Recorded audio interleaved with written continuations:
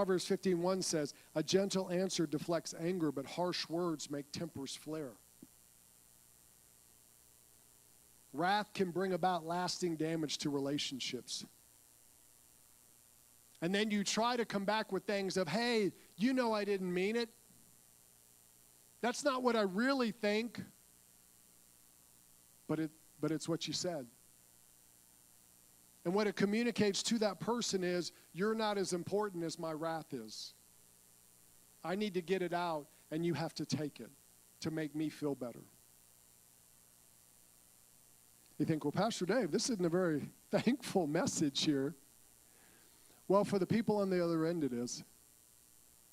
They want you to learn how to have that self-control.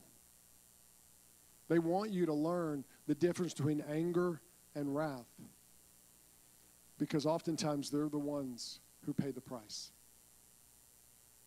Wrath is destructive. It can infect homes. It can infect work environments. It can infect churches.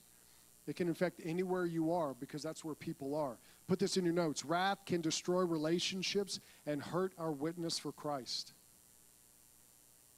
Wrath not only destroys relationships, but if the people you work with know that you're a believer, and yet you operate in wrath most of the time, it's going to be hard for them to see both sides of that. I'm not saying you don't get angry. I'm not saying you can't discipline. But you know there's a difference between righteous anger and wrath. And a lot of times our witness for Christ is hurt because they hear us saying things or doing things that are not very godly. And they're sitting there going, I thought you went to church. You're wearing a shirt that says something about Jesus.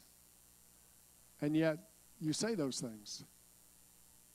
That's the negative side of it. Ephesians 4:31-32 says, get rid of all bitterness, rage, anger, harsh words, and slander, as well as all types of evil behavior.